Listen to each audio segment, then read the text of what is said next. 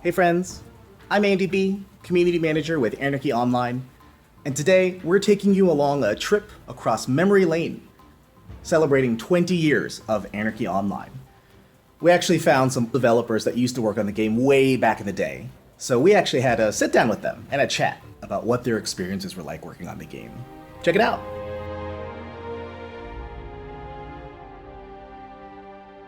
People didn't get the concept of MMO, so the journalists were like, 4 years? Are you mad? 4 years? That's a long time. No way you're going to last maybe 1 year. And here we are 7 years later, and it's still going strong. Hi, it's me, Gaute. Oh my god, it's been 13 years since the last time we did one of these videos. Just reacting to the fact that we said that the journalists at the time back in 2001 didn't believe that we would be there after 1 year. Here we are after 20 years. Oh God, let me sit and do this after 30 and 40 as well. That would be such a great time. It's amazing to look back at the game, at Anarchy Online, which is such a big part of my life, such a big part of my soul, such a big part of my history, such a big part of my creative vision, and just be so unbelievably proud of the fact that it's been going on for 20 years. And first time I walked into Elysium in Shadowlands, and I was completely alone. Of course I was alone. It was no one else had ever. It was like months before the game launched, and I just looked at this beautiful place, and these hanging towering mountains and massive vortex just spinning, and the sense of being in a different world. I'm so proud of Anarchy Online. It's been my child, my brainchild. I'm so proud of all the people I worked with. I miss you guys so much, and I wish Funcom such a great anniversary. I was first introduced to Anarchy Online as a player, much like many thousands of other people at the launch of the game. I picked it up in a store and experienced the game for the first time purely as a player. Happy birthday, Anarchy Online. I remember getting asked to do the 7-year version of this video and commenting that it blew my mind that we'd reached that milestone for Rubica. And here we are now celebrating the 20th anniversary of Anarchy Online.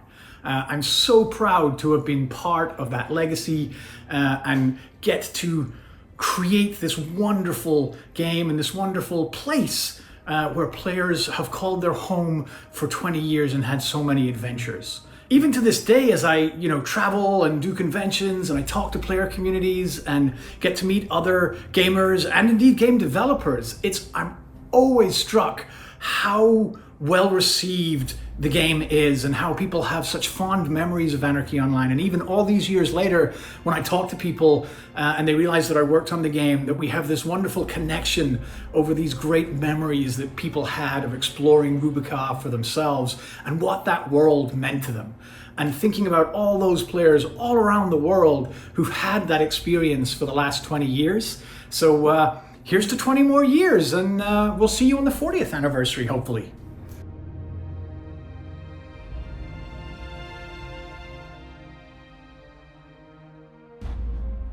Hello, my name is Vebjørn.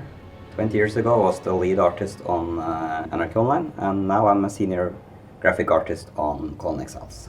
I'm Øyvind. I am a senior environment artist at Funcom, and 20 years ago I was just an artist on Anarchy Online. My name is Viljar. I'm now a game director. 20 years ago I was a world designer on Anarchy Online. I still remember, I think, what was the poly count for characters. 10,000 polys on a character, right? No? A bit less than that. Now I start out with test with you can try with 90. Yes, I remember that. You can't do anything with 90, but I tried, and then I got to 200 with the ones in the first screenshots. And then we finally started to get that into testing, and then I decided I think 800 plus the head and plus weapons, it was like 1200. 1200 polys. The graphics were defined of the fact that every artist wanted to make a fantasy game. So that's why it ended up more like looking more in the direction of Star Wars, that let's see how much fantasy can we get into sci-fi with the power swords, armors that looked a bit more. And also the inspiration was Quake 2 at the moment as well for the graphics and how textures were made. So we kind of like tried to fantasy medievalize a sci-fi game. There was a lot of freedom, and I think that gave us a lot of humor in the game. Some of it intentional, some of it maybe not. Like the But lead. I think that there were a lot of freedom when it came to developing the naming for things, the description of things. Also, different designers would have ownership of different areas, and I think that you see, some of the personalities from the designers reflected in the different playfields, at least. When it came to design and graphics, well, everything went into that. It was like so much freedom. We made our own universe. Anything goes. Yeah. I didn't foresee that we would be here 20 years later, but I think that the goal that we all were working towards, we wanted everything to be the best that it could be, and we wanted to be the #1 MMO back in the day. I personally felt that we were the best looking MMO at the time, at least. The art team, they made animatics in 2 weeks or something like that. The holy grail that we were trying to do was that the actions people would do in the game would actually be meaningful. Now, we never had time to develop the systems that would allow that to play out, so we decided instead to actually take things that had happened in the game and gotten some notoriety and actually reflect those in the animatics. So the animatics would have a story, but they would hint at big things that had happened. There was one thing in particular that was pretty cool, where some player just went into the city, the neutral city, and said, "I'm the ruler of the city." And it's like, well, we didn't have any mechanics to support that, but we didn't have any mechanic to say that they weren't. So what we ended up doing was that the leader of the city, per the story, actually had a dossier on the side with the name of that player reflected. So somebody did something silly in the game, and it got reflected in that animatic. So I don't think a lot of people actually know that, but that was kind of cool. Behind the scenes. I was really proud of the graphics when we shipped it, because it's the first game I'd done so much of it. But the legacy lives on, and people still play that game.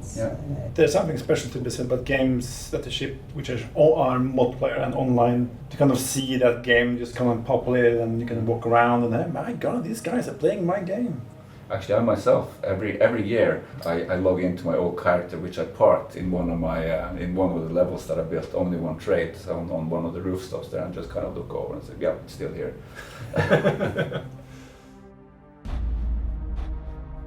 My favorite moment that stands out, because first it was the first game I worked on, and it was the first game that I had the pleasure of seeing shipped. And I remember when we all gathered in the dungeon in the old Funcom offices. There must have been 100 of us, and we had a specially made keyboard with a red enter key, and the CEO stood on a chair, held up the keyboard, and then Martin and Moore, the lead program, went up and pressed the red button, and then we were live. That was actually quite moving back in the day, because we had worked very hard to make Anarchy Online a real product.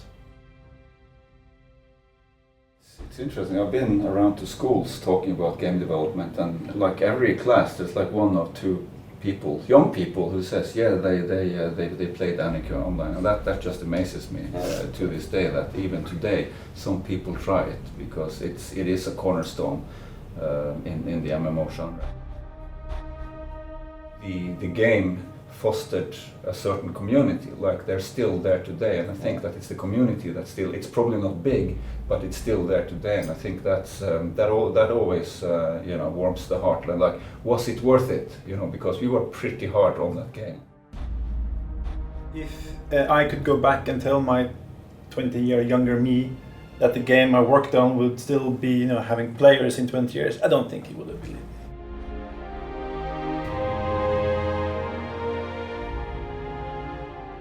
Hi, my name is Ruike Zeiss and I'm the CEO of Funcom, and I'm extremely proud to be here talking about the 20th anniversary of Anarchy Online.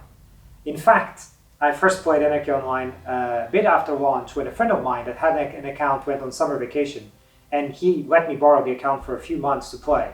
And afterwards I was really happy that he came back, because I was playing so much that things at university were getting a bit down prioritized.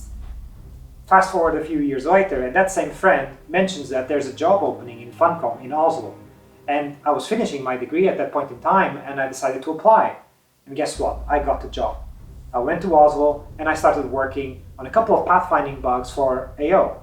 So my actual career in Funcom started with Anarchy Online, and I'm very happy to be here this many years later as CEO, still holding the torch, proud of everything the game has accomplished, proud of everything the team has accomplished, and proud of the community that keeps the game alive, running, and as a pillar of the MMO community that has been going on for so long. I think it is a testament to the nature of the game. It is a testament to the many people at Funcom that kept it running for so many years.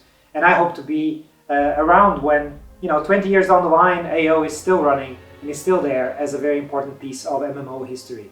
So once again, happy birthday Anarchy Online, happy birthday to the community, and thank you all for joining us on this great adventure. Well, that about wraps it up. Thank you all for joining us on this brief retrospective of 20 years of Anarchy Online.